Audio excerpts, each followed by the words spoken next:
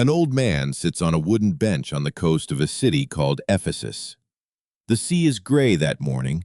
His hands do not move the way they did 60 years ago on a different shore when a stranger looked up from the water and said two words that ended his old life.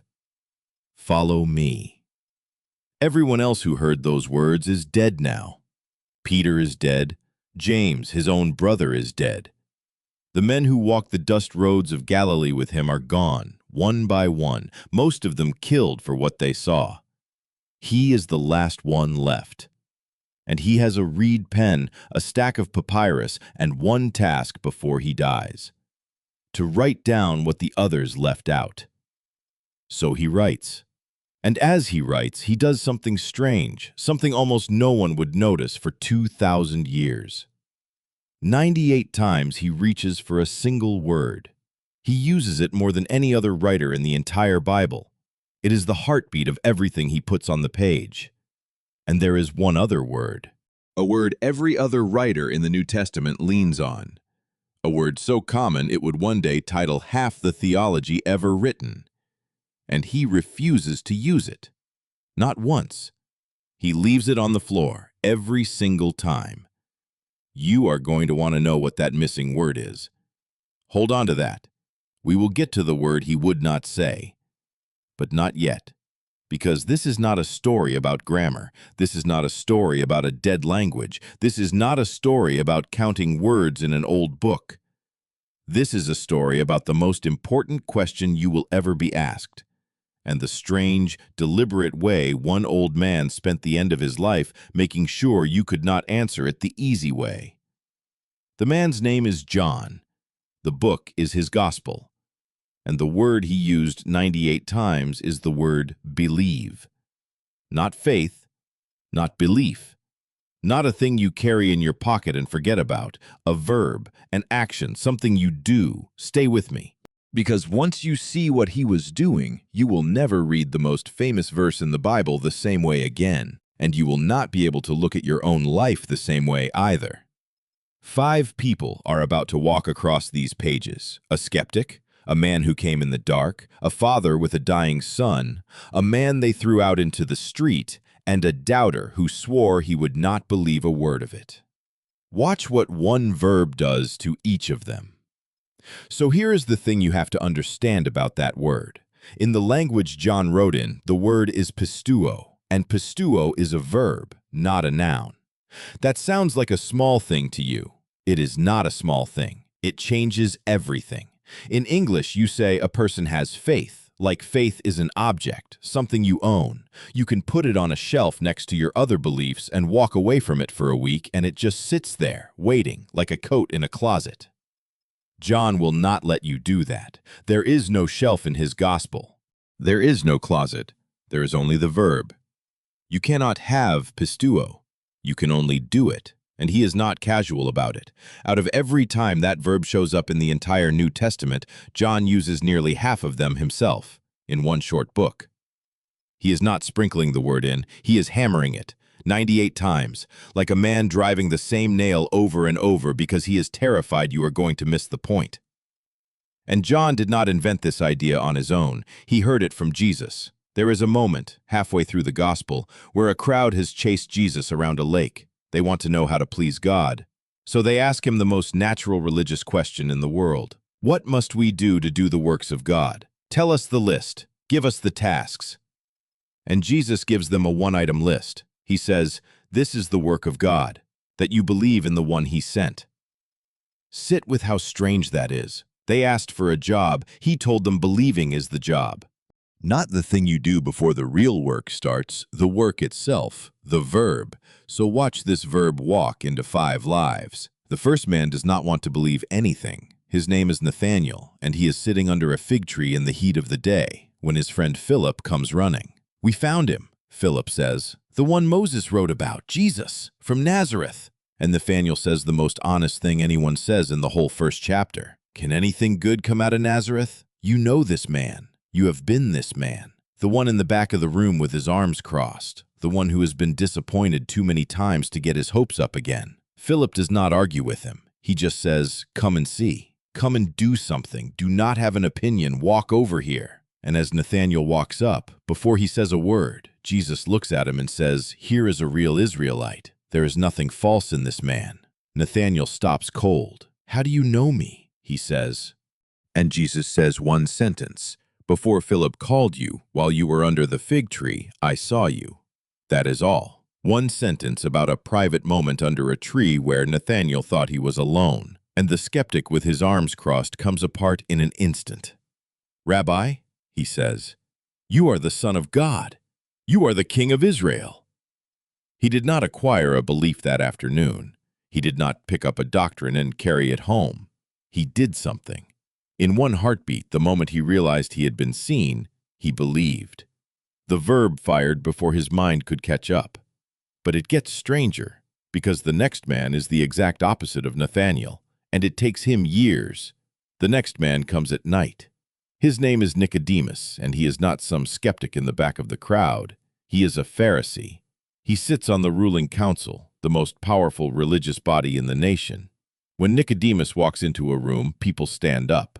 And this man, this powerful man, comes to find Jesus in the dark, after sundown, when no one is watching. You understand why. Pay attention to this. For Nathanael, believing cost him an afternoon of pride. For Nicodemus, believing could cost him everything. His seat, his standing, his whole life's work. So he comes at night, where it is safe, and he opens with a careful, hedged compliment. "Rabbi, we know you are a teacher who has come from God." And Jesus does not let him stay safe. He says, "Unless you are born again, you cannot even see the kingdom of God." And Nicodemus, this brilliant, careful man, is completely lost. "How can a man be born when he is old?" he asks. "How can these things be?" And here is what most people miss. Nicodemus does not believe that night. He does not come apart like Nathanael did. He leaves the way he came, in the dark, with more questions than he walked in with. If it ended there, you would call him a failure. But John does not let him go. He brings Nicodemus back, twice. Months later, when the council wants to arrest Jesus without a trial, one voice objects. Does our law condemn a man without hearing him first? It is Nicodemus, defending him in the daylight, in front of the men who could end his career. And then, at the very end, when Jesus is dead on a cross and every brave disciple has run and hidden, two men walk up to the Roman authorities in broad daylight and ask for the body. One of them is Nicodemus, carrying 75 pounds of burial spices in his own arms. The man who once came at night now buries a crucified criminal in the open, where everyone can see his face. That is the verb, conjugated slowly. For Nathanael it took one heartbeat, for Nicodemus it took years, but for both of them, believing was never a thing they had. It was a thing they finally did. And the stakes are only going up from here. Before we go any further, let me stop for one quick thing. If this is making you see the Gospel of John in a new way, then do the thing John would respect. Do not just sit there with a passive opinion about this video. Hit the subscribe button. It is a small action, but it is an action, and it is the one that tells me to keep making these. And carry one question with you as we go. Out of these 5 people, which one is the most like you? Hold that thought, because we are only 2 lives in. There are 3 left, and the last one swore he would never believe a word of it. The third man has money and rank and a son who is dying anyway. He is a royal official. He works in the court of Herod, in Capernaum. He is the kind of man who can fix almost any problem with a word to the right person. And right now, none of it matters because his boy is burning up with a fever no one can break, and there is nothing left to buy. Then he hears that Jesus is back in Cana, 20 miles away, over the hills. So this man who is used to sending other people, does not send a servant. He goes himself. He finds Jesus and he begs, "Sir, come down before my child dies." And Jesus does not come. Listen to what he says instead. He says 4 words. "Go. Your son lives." That is it. No trip to Capernaum, no hand on the boy's forehead, no sign the father can see or hold or carry home as proof, just a sentence spoken by a stranger about a child 20 miles away. Now watch what happens next. The text says the man believed the word Jesus spoke to him, and he went. He turned around, and he walked 20 miles home through the night with nothing in his hands but one sentence about his dying son. That is the verb under the heaviest weight a verb can carry. Believing a word about your own child, with zero evidence while the fever is still burning?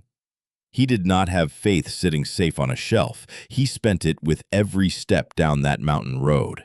And somewhere on that road, his servants come running to meet him. The fever broke, they say, yesterday, at the 7th hour. The exact hour a stranger in Cana said 4 words. The 4th man never had a shelf to put anything on. He was born with nothing, born blind. He had never seen a face, never seen a color, never seen the sky. And one afternoon, Jesus makes mud of all things and puts it on his eyes and tells him to go wash, and the man comes back seeing. You would think that is the end, a happy ending. It is not, because here is the part nobody tells you. The moment he can see, his whole world turns on him. The religious leaders do not throw a party. They open an investigation. They drag the man in for questioning. They drag in his terrified parents, who will barely speak because everyone knows the rule. Anyone who confesses that Jesus is the Christ gets thrown out of the synagogue.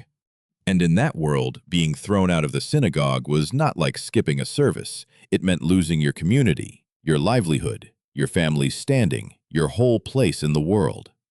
So they corner the man who was blind, and they pressure him to take it all back, and he gives them one of the bravest sentences in the entire Bible. Whether this man is a sinner, I do not know. One thing I know, I was blind, and now I see. So they throw him out. He loses everything he has for the one thing he now knows. And then Jesus does something he does for almost no one else. He goes and finds him. After the man has been thrown into the street, Jesus comes looking for him and asks him one question. Do you believe in the Son of Man? And the man says, Who is he, sir, that I may believe in him? And Jesus says, You have seen him. He is the one speaking to you. And the man says 3 words, Lord, I believe, and he falls down and worships. He did not keep his faith safe and quiet. He spent it in public, in front of the most powerful men in the city, and it cost him everything, and he did it anyway. The verb again, an action with a price tag. So step back and ask the obvious question. Why would one writer obsess like this over a single verb? Why hammer the same word 98 times? Here is a clue from outside the Bible. Around the year 200, a teacher named Clement of Alexandria wrote down a tradition the oldest Christians had handed down, that John wrote his gospel last, after the other 3 were already circulating, knowing the plain facts of Jesus' life were already on the record. So John, Clement said, set out to write a spiritual gospel. Think about what that means. John was not trying to hand you the facts. The facts were covered. He was trying to do something to you. He chose every word like a surgeon chooses a blade, and the word he reached for, again and again and again, was a verb. Because he was not writing a record for you to file away, he was writing a question for you to answer. If one of these 4 has already gotten under your skin, the skeptic, the man in the dark, the desperate father, or the man they threw out, do me a favor and put his name in the comments. I read them. I want to know which one found you. Because now we come to the last man, the one who crossed his arms and said he would not believe, not for a sermon, not for a rumor, not for anything less than his own hands in the wounds. And it is in his story that the old man in Ephesus finally, almost, writes the one word he had refused to write for 20 chapters. His name is Thomas, and he has just buried his best friend. The other disciples are telling him something insane. We have seen him. He was here. He is alive. And Thomas, who watched this man die on a Roman cross, who saw the kind of wreckage a crucifixion leaves behind, will not do it. He will not get his hopes up one more time. And he says the hardest sentence anyone says in the whole gospel. Unless I see the nail marks in his hands, and put my finger where the nails were, and put my hand into his side, I will not believe. Read that again. He does not want a sermon. He does not want the other men's word for it. He wants his own fingers inside the holes. That is how far gone he is. That is how much it hurt. And he holds that line for 8 days. 8 days of the other 10 glowing, and Thomas sitting in the corner with his arms crossed, refusing to do the verb. And this is where it gets remarkable. 8 days later, the doors are locked, and Jesus is suddenly standing in the room. And he does not deal with the room. He walks straight to the one man who said no. "Put your finger here," he says. "See my hands. Reach out your hand and put it into my side." And then he says the line that the old man in Ephesus has been circling for 20 chapters. In the Greek, Jesus says, "Do not be unbelieving, be believing. Stop, right here." This is the one place in the entire gospel where the old man's pen comes within a single letter of the word he refused to write. The word for unbelieving is apistos. The word for believing is pistos. The root is right there in his hand. All he has to do is let it sit still, let it harden into a noun, and write pistis. Faith, the thing, the word every other writer in the New Testament uses, the word that will one day title half the theology ever written, and he will not do it. Even here, even at the climax, with the word already half formed under his pen, John reaches past the noun one more time and keeps it moving. That is the word he refused to write. Faith, the noun, the thing you can own and set down. 98 times he wrote the verb, and 0 times, not once, not even here, did he let it become a possession. Because watch what Thomas actually says. He does not say, "Now I have faith." He looks at the wounds and he says 5 words that are the highest thing anyone says in the whole book: "My Lord and my God." That is not a man reporting that he now owns a belief. That is a man falling to his knees. And here is why John guarded that one verb with his whole life. He knew something about you. You can have love and let it rot in a drawer. A father standing in the driveway watching his kid pull away for the last time does not have courage. His hands are shaking. He does the brave thing anyway. Faith as a thing is something you own once and forget you have. Faith as a verb is what you actually do at 3 in the morning in the dark when the test results have not come back yet and no one is watching, and you have to decide with your whole body whether you still trust him. That is what the old man was protecting. He would not hand you a word you could put down and walk away from. He did not give them a doctrine to hold. He did not give them a creed to file away. He did not give them a thing to own and forget. He gave them a verb. He gave them something they would have to keep doing every morning for the rest of their lives. And then, with Thomas on his knees, John finally tells you why he wrote any of it. He says, "These things are written so that you may believe that Jesus is the Christ, the Son of God, and that by believing you may have life in his name." Not so you would have faith, so you would do it, so you would believe. The verb, twice in the last breath of the book. Because for John, life was never something you got for owning the right word. Life was the thing on the other side of the action. The old man sets down his reed 98 times, and the one word he would never write is the one most of us have been hiding behind our whole lives. So let me leave you with 3 things.